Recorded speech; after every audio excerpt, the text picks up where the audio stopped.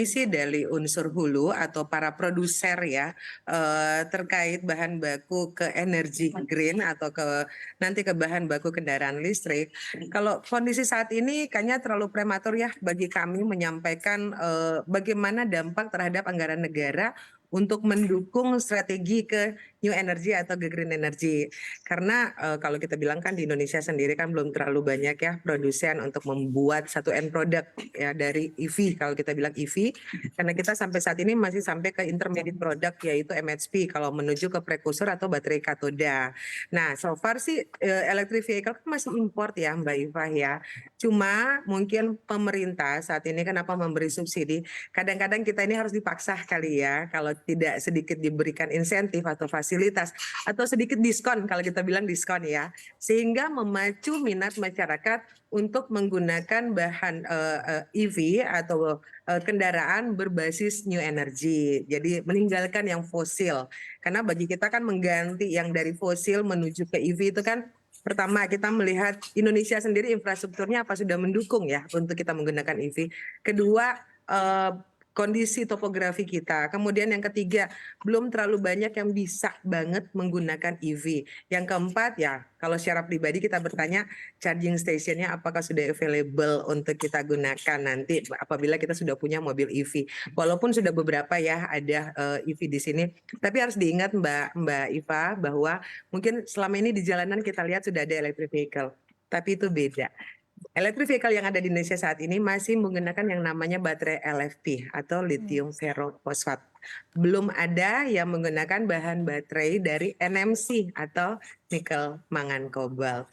Ya, itu kembali lagi ke pemerintah bagaimana mengatur regulasi dan memaksa sedikit dalam tanda kutip memberikan fasilitas kepada masyarakat sehingga mau beralih ke kendaraan yang tadinya masih fosil menuju ke green energy atau EV. Oke, Gitu Mbak baik. Iva. Baik, artinya dari sisi ekosistem juga masih banyak PR yang perlu diperbaiki ke depannya begitu ya Bu Medi. Dari Betul. Fabi sendiri seperti apa tanggapan Anda begitu ya? Karena kalau kita berfokus begitu kepada pernyataan dari bakal calon presiden yaitu Anies Baswedan sendiri menyebutkan bahwa insentif mobil listrik ini kurang tepat dan menurutnya salah sasaran ini karena memang menyasar kepada orang-orang yang mampu membeli mobil listrik utamanya. Seperti apa tanggapan Anda Pak Fabi? Ya, saya coba lihat konteksnya saja ya. Tapi menurut saya apa yang disampaikan oleh Pak Anies Baswedan itu tidak terlalu tepat gitu. Kalau kita melihat konteksnya, kalau dia membandingkan dengan eh, dalam konteks moda transportasi bahwa pemberian kendaraan listrik ini ya mendorong penggunaan kendaraan pribadi, bukan kendaraan umum, ya itu mungkin tepat. Tapi kalau kita lihat sebenarnya tujuan yang saya pahami ya, tujuan pemberian insentif ini kan adalah untuk membuka atau mengembangkan pasar dari kendaraan listrik. Dan ini bagian dari satu strategi untuk pengembangan industri kendaraan listrik. Kita sudah punya kebijakan hilirisasi ya. Tidak boleh ekspor nikel, nikelnya harus diproduksi di Indonesia, dan dari nikel kita sudah tahu itu diolah, di smelter menghasilkan baterai. Ada sejumlah industri baterai ya dari Korea dan dari China yang sudah menyatakan atau sudah dalam proses membangun pabrik baterai di Indonesia. Nah, tahapan berikutnya apa? Tahapan berikutnya adalah membangun kendaraan listrik. Tadi misalnya mau jenis baterai yang NMC, yaitu yang dipakai di mobil listrik. Nah, kita yang masih belum ada dari seluruh rangkaian itu adalah industri kendaraan listrik. Baru ada 2 sekarang yang ada untuk mobil ya. Baru ada 2 di Indonesia, baru ada kira-kira 7 mungkin ya yang untuk motor listriknya. Nah, jadi sebenarnya kalau kita lihat ya untuk menarik investasi di industri kendaraan listrik, yang harus diciptakan itu adalah demand. Nah, Indonesia ini demand-nya kecil sekali.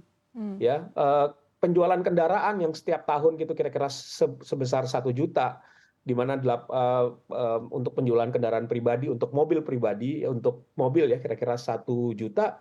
Penjualan kendaraan listrik dari 2019 sejak dikeluarkannya Perpres 55 2019 sampai sekarang itu nggak lebih dari 20.000, 25.000 ya. Jadi masih sangat kecil. Nah, Kalau saya lihat strategi pemerintah adalah menumbuhkan demand. Dengan adanya demand, maka industri mobil listrik yang kita harapkan misalnya seperti Tesla, ada Ford Motor ya yang sekarang sudah masuk ke eh, eh, pengolahan nikel juga ya, mereka sudah investasi dengan masuk di JV-nya Vale. Lalu kemudian ada beberapa produsen lain dari China, itu diharapkan bisa masuk di Indonesia setelah Oke. melihat ada prospek pasar. Oke, Nah, baik. saya Artinya lihat Pak Fabi, menurut Anda karena pemerintah sendiri memiliki strategi ya untuk menumbuhkan demand, maka dari itu memang subsidi diberikan di sisi hilir begitu ya Pak Fabi. Tapi ketika kita compare begitu ya untuk subsidi sendiri, apakah baiknya memang lebih dititik beratkan kepada sisi hulu atau hilir seperti apa menurut Anda Pak Fabi? ya tergantung pada tujuan insentif itu. Kalau kita ingin mendorong investasi di sisi hulu, ya jenis insentifnya akan berbeda. Kalau kita ingin eh, kita ingin membangun pasar dari produknya, insentifnya beda. Makanya ini tidak bisa langsung dibilang ini benar atau ini salah, tapi kita harus lihat Oke. konteksnya. Yang lain juga yang harus diperhatikan adalah kita kan punya target. Target untuk mencapai satu volume penggunaan kendaraan listrik. Ya, misalnya sudah ditargetkan pada tahun 2030 itu kira-kira mencapai 400.000 ya penggunaan mobil listrik, lebih dari 12 juta kalau saya tidak salah. 2 juta pada tahun 2030, lalu kemudian 12 juta untuk motor listrik ya kalau saya tidak salah. Nah, ini kan kita tidak bisa tiba-tiba penjualan atau populasi Ya. kendaraan listrik mencapai jumlah itu, kan harus dibangun Ya. perlahan-lahan. Nah, Create demand-nya sementara begitu ya. ya memang harga kendaraan listriknya masih mahal dan kita tahu juga segmen yang membeli kendaraan listrik itu adalah mereka yang membeli mobil ya yang harganya di atas 500-600 juta. Jadi dan ini bukan first car.